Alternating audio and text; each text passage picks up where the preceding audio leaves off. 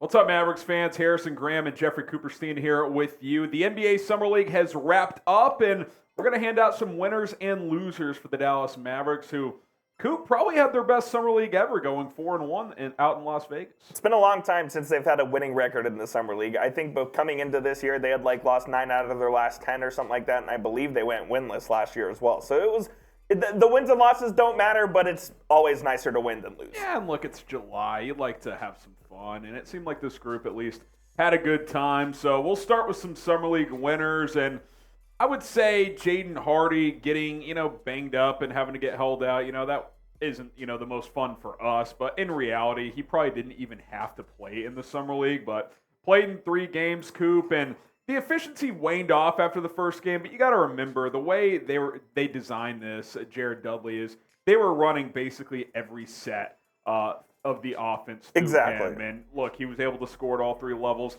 The jump shot's going to come and go. That's like any score, and I think at times that was the case. But I thought he looked improved with the handle and as a distributor, and we know he can score the basketball. It's just if he can be a little bit more consistent with a heavier workload, that remains to be seen. But if he can, he's going to be a staple in this rotation for a while. Just like the L3 says, he did what they wanted him to do. They wanted him to show command of the offense, and they wanted him to be the quote-unquote veteran in the locker room, and that's what he was. He was a guy that looked like an experienced NBA player out there, and he basically just showed that he's ready to take on his improved role in the rotation. Yeah, and what exactly that looks like, we'll see. I think he's got big-time 6th Man of the Year candidate type of potential. We'll see if he's able to get close to that this year. I think he'll definitely have an opportunity to showcase what he could do starting in training camp.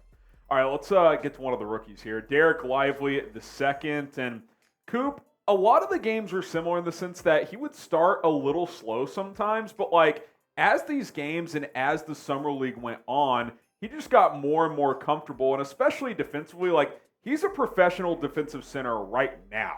Yeah, he's ready to play on the defensive end at the moment. Obviously, it's his offensive game that needs work, but I loved what I saw as far as the energy and the want to go. And that's something you want to see from a guy who was a first-round lottery pick. You have to have the motor, and then you can teach him how to play. I think he's ready to play on defense right now. On offense, obviously, he still needs a lot of polishing. I think he'll play a decent amount down in the G League and try to work on those kind of things, but I was very excited from what I saw. Yeah, and look, a lot of it depends on what does this Mavs center rotation look like, right? What happens in a potential trade? Do they land a Clint Capella? Do they get a DeAndre? And that all remains to be seen, but I definitely think he could benefit from some heavy minute games, at least the first month or two potentially down in Frisco. We'll see how that all shakes out. I thought there were flashes offensively, though. Good roller to the basket, and he had a nice there was one move in one of the later games, I think second to last game, where Mike Miles just fed him on a post-up, and a little baby hook over the right shoulder, looked natural doing it. So the potential's there if he can polish that side of his game, Coop. I mean, he's very athletic and can be really good for this franchise.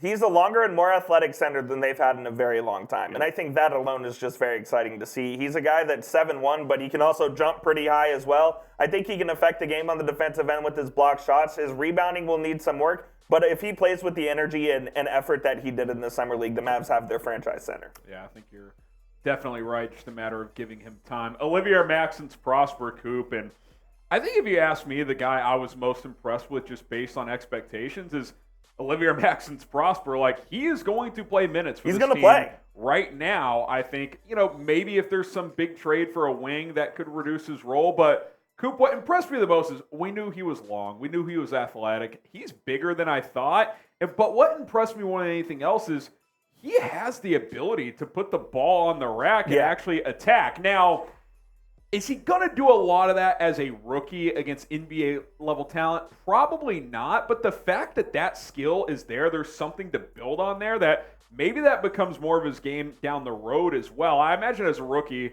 his offensive role will be mostly catch and shoot and some slashing to the basket. But the fact that he can handle the ball at a decent clip and use his physicality to get to the basket, that was really impressive. Shout out to my guy, Mavs Film Room. He basically said this, and I totally agree. It's almost like he goes too hard on every play. He is giving 110% effort every time. Energizer bunny. He's an energizer, and sometimes that actually backfires on him because he he tries too hard and he'll commit a foul here or there or whatever. But I absolutely loved what I saw, and I think he's already the Mavs' best wing defender after they traded Reggie Bullock this offseason. So I think Omax is going to play a good amount. Yeah. Whether that's 15 minutes, 25 minutes, I don't know, but I think he will be in the rotation before Dereck Lively is. And he's big enough to play the 4, I think. That was another takeaway. Yeah, thank you for reminding me. It surprised me how big and long he was. I think he will play the 4. Absolutely. Yeah, I'm excited for that. Mike Miles Jr., shout out to my guy and Coop. Talking about guys who just got better and more comfortable as the week went on. Mike Miles, I knew this coming out. He's a professional scorer of the basketball. Absolutely. I mean, he plays bigger than his size, at least offensively. He's about 6'2", 200. He can get to the rim with both hands.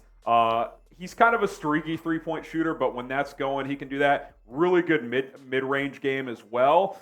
He shot 50% from the field. And in the last game, Coop, when Hardy was already ruled out by that point, kind of showed off the point guard skills, which he has some of. 8 assists. They let him eat when Hardy and Wright were out, and I love what I've seen from Miles. I think the Mavs got a really shrewd two-way signing there with him.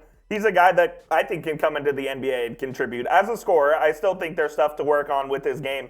But if the Mavericks have two-way guys of McKinley Wright, Mike Miles, and AJ Lawson, I could even see Lawson getting elevated to the roster. I could too. Yeah.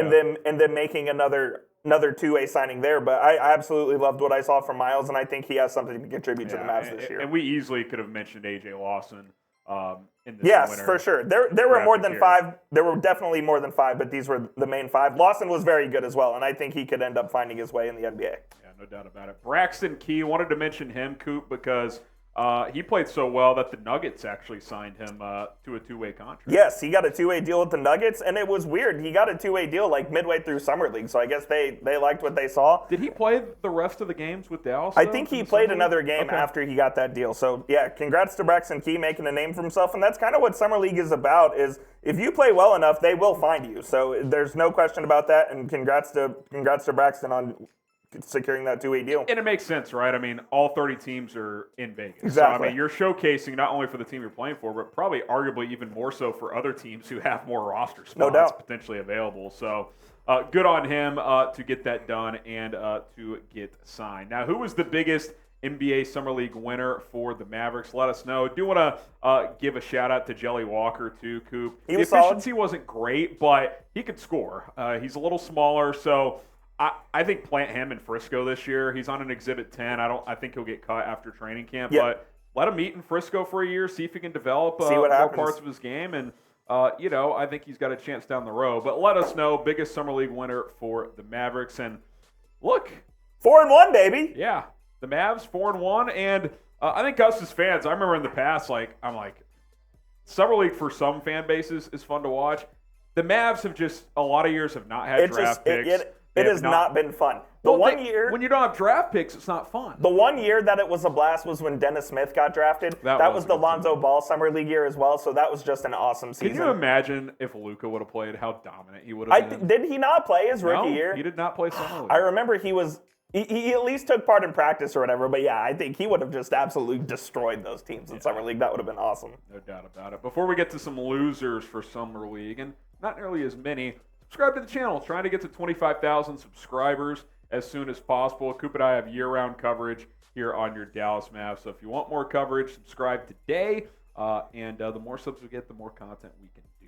Few losers, Coop, and McKinley Wright, who's on a two-way contract, and I don't necessarily think is in danger of losing that status, did have an ankle sprain, which cut his Summer League short, but he also just didn't really pop to me. You would think as a guy who actually played some minutes last year in the NBA would stand out more than he did. I think comparing him to AJ Lawson is fair. Lawson was far more impactful when he was on the court, in my opinion, than McKinley Wright. McKinley Wright just doesn't do a lot for me as a whole. I mean, he's a 5'9" point guard. He's not athletic. He's not very athletic. He is sure-handed. He's not going to turn the ball over very much, but I think if you're a two-way guy, you need to show me a little more flash of some NBA ability. And I think McKinley Wright's fine, and I thought he did do some good things with the Mavs in his stints last year. But he's just a guy that I think it's just a guy, nothing special. I'll put it this way, too. Would you rather have McKinley Wright or Jelly Walker? I'd rather gamble on Walker, who's more of a microwave scorer type. Now, Wright's probably the safer bet. He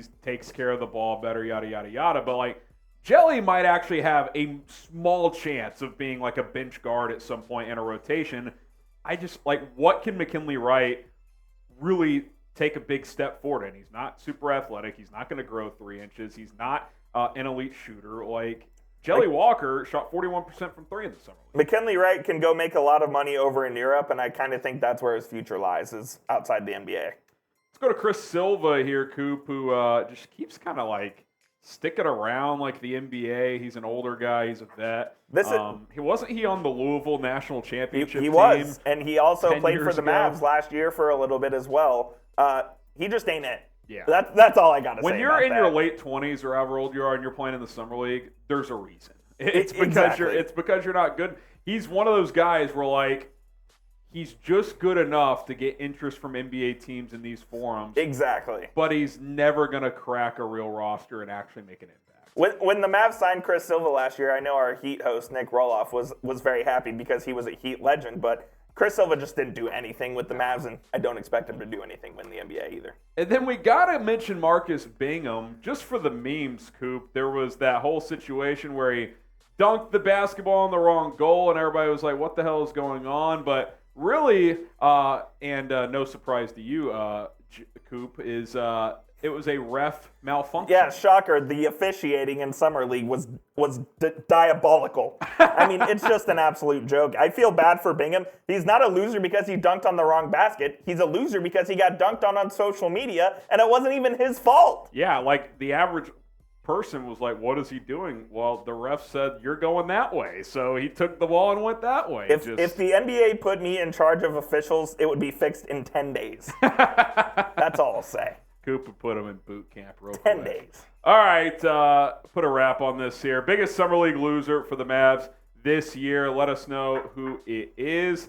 I think it's McKinley Wright, Coop, because a player that came in with some status and some expectation.